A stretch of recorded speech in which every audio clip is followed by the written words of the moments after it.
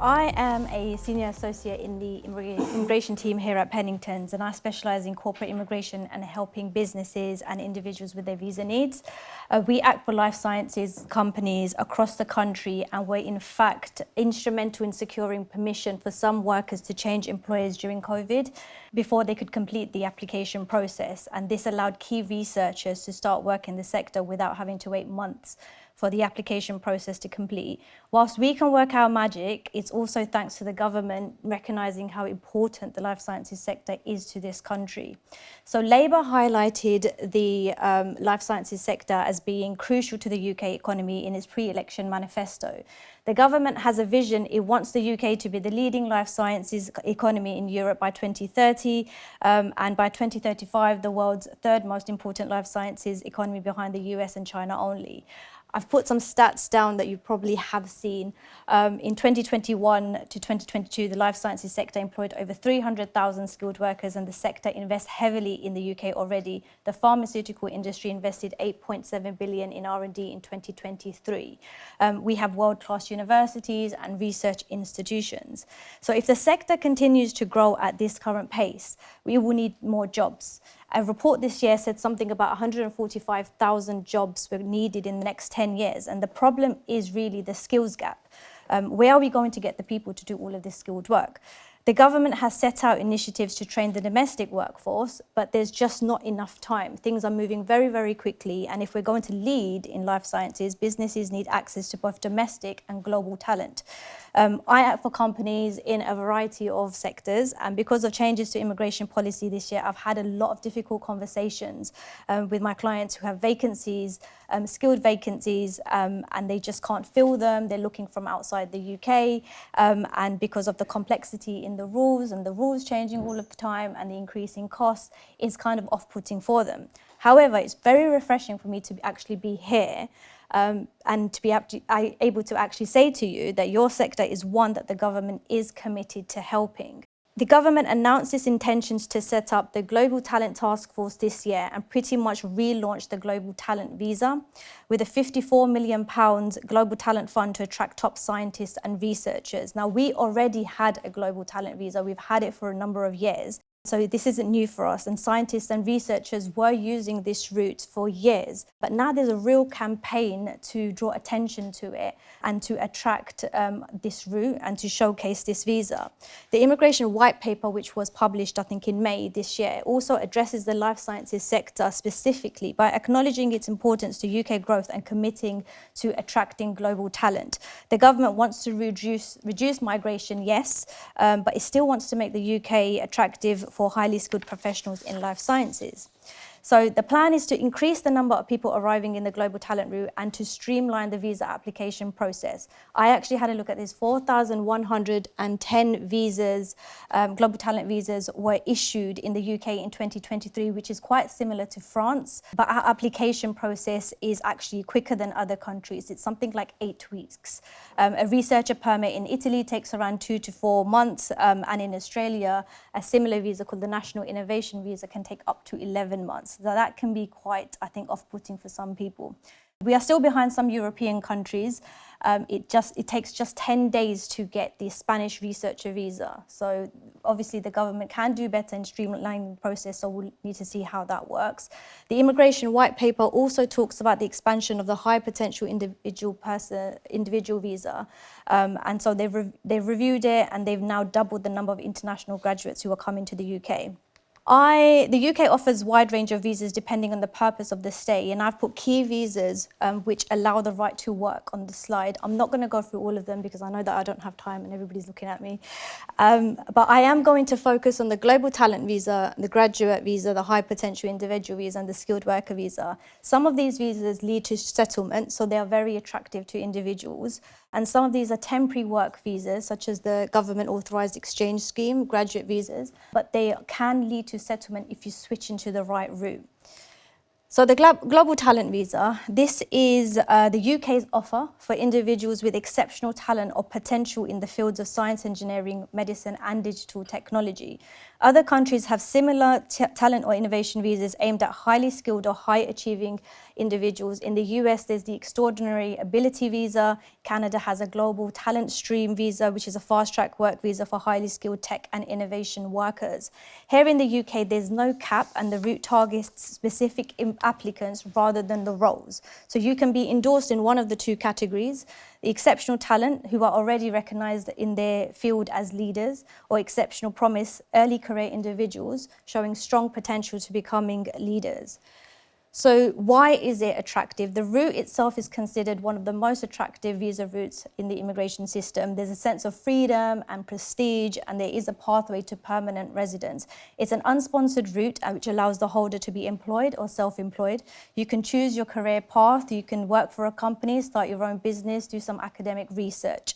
In line with the government's strategy to make the route even more attractive, it plans to double the number of people on this route. The new rules have just come into place, and immigration moves very, very fast because those rules came into place just yesterday. The list of prestigious prizes has been expanding, allowing more applicants to actually apply for this visa without the usual endorsement that they would need to get from an endorsing body.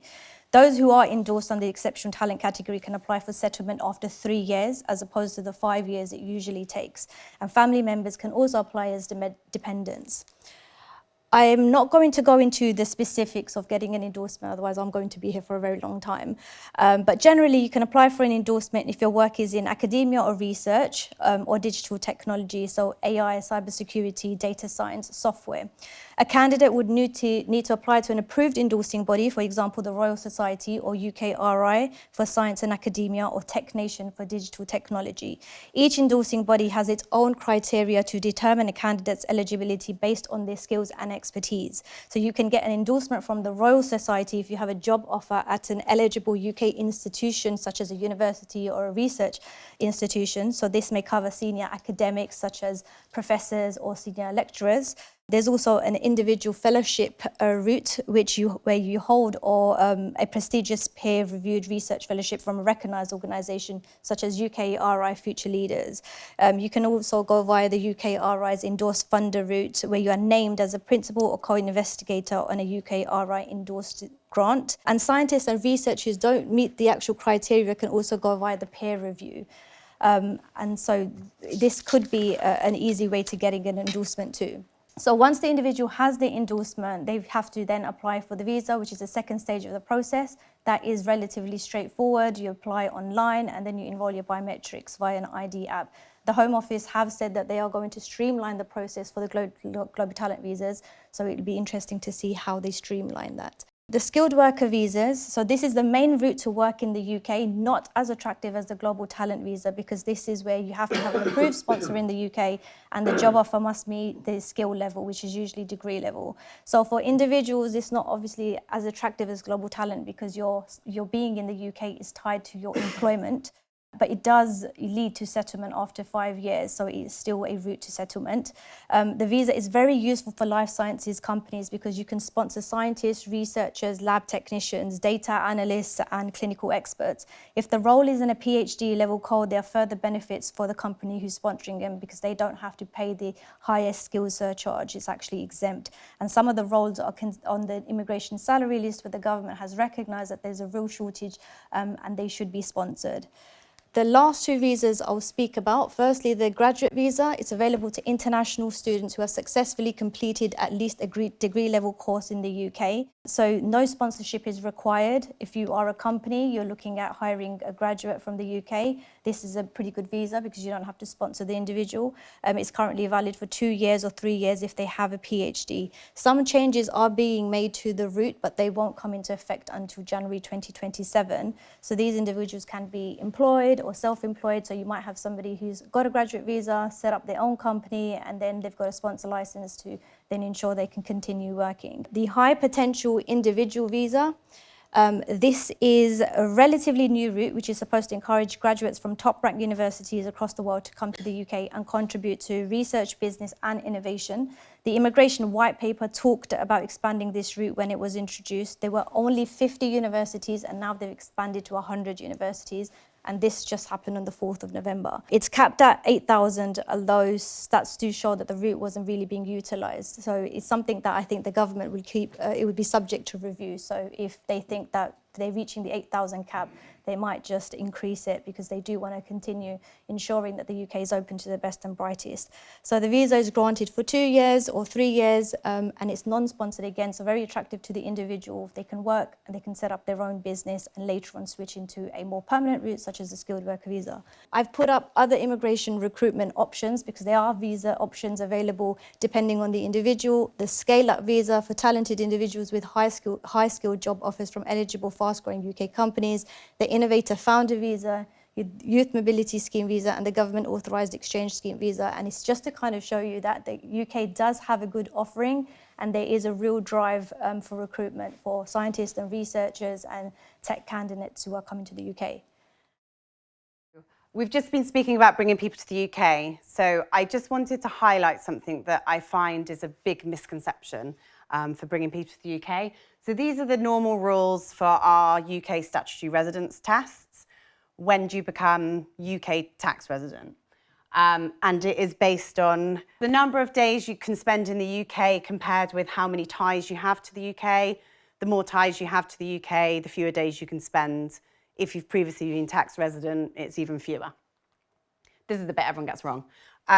Directors coming to the UK, they're taxed whether or not they're UK tax resident. So they can spend 1 day in the UK and HMRC will want to tax them. We have this 60-day short-term business visitor exemption where normally you don't have to do any reporting to HMRC and there's no tax to pay. It doesn't apply to directors. So if a director comes to the UK, HMRC does want to tax it. There is a route where you can agree with HMRC how much liability there will be. So if this person will only spend 10% of their working time in the UK, you can agree with HMRC in advance that they should only tax 10% of it. Otherwise, from HMRC's perspective, they want to tax it all. And then you'd be relying on a double tax treaty for some sort of foreign tax credit relief, which is slow and difficult. That route has also just changed. So you used to be able to agree however many years you wanted to in advance. Now it's something you need to do every year, and you need to do it before the start of every tax year for anyone who's coming to the UK. So just something to bear in mind. NICS is slightly different. You can normally have an exemption from NICS if you can show you're paying some sort of social security somewhere else and you're only temporarily in the UK. But there is also a specific one for directors. So I just wanted to bring that up quickly because I think it ties in with what Afeefah was saying. But then I wanted to look really quickly about, this is a really competitive sector. You want to bring in top talent. You often want to do that when you can't offer the same salaries as some of the really big players. So how do you incentivize someone? Share options is an amazing way of incentivizing people if you get it right. I'm just going to skip through why you do it. There's so much research on this that it creates people who want to stay, they stay longer, they work harder. The EMI scheme is the best way that you can incentivize somebody. If you get it right, I've said it's an 18% tax rate. It isn't at the moment, actually, it's a 14% tax rate, but from the 6th of April, it will be an 18% tax rate. And given that if you haven't granted an option yet, you wouldn't get to the 14% tax rate, I will keep it as an 18 one. So there isn't really another way of giving someone this much money and only paying 18% tax. If you get it wrong, the tax is something around a 58% tax rate, so don't get it wrong. That's my slide, which shows getting it right and getting it wrong. That lovely lump of capital gains tax, which you're paying at 18%, if you get it wrong, you're going to pay it at about 56, 58%. It's always mean when you tell a tax lawyer to give a speech just before a budget. So we're 3 weeks away from one. We had the CGT rise last year. I have a feeling it won't go up again. The researchers were at the top of the Laffer curve, which means if you raise CGT anymore, you actually get a reduction in tax take. So fingers crossed, no changes there. But increasingly, I think we are suspicious that there might be an income tax increase. It might be offset against a NICS decrease for lower taxpayers, but for the sorts of people who are going to benefit under EMI, I suspect if you get it wrong, it's going to be even higher a gap between getting it right and getting it wrong. What I want to really quickly go over is just some warnings. EMI schemes are great when you get them right, but they go wrong a lot. And the problem with tax is they only ever go wrong when you've created value. And then it's really hard to unwind that because everything you try to do to unwind it creates another tax charge.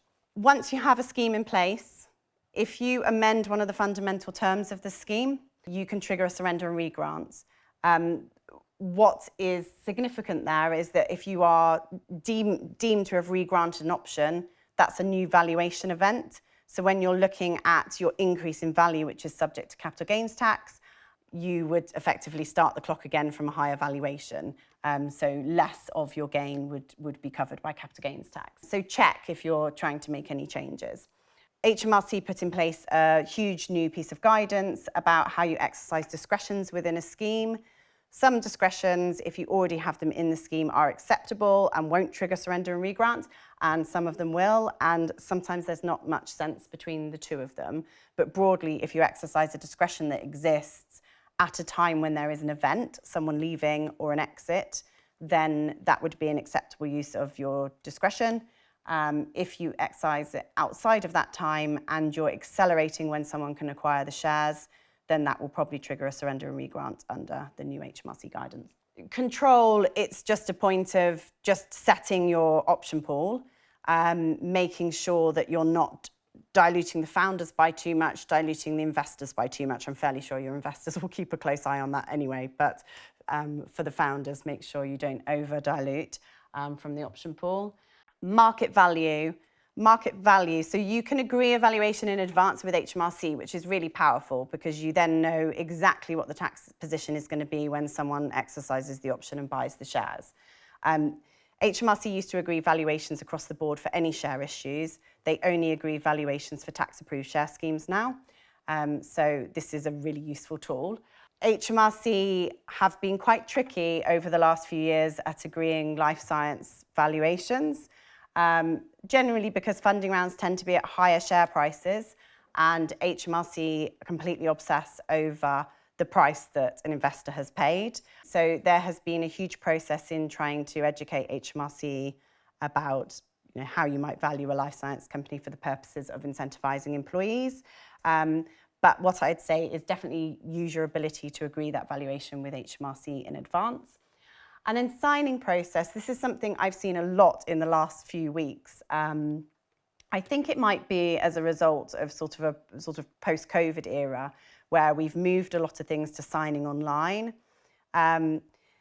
Often an option scheme gets signed as a deed. Deeds need to be witnessed.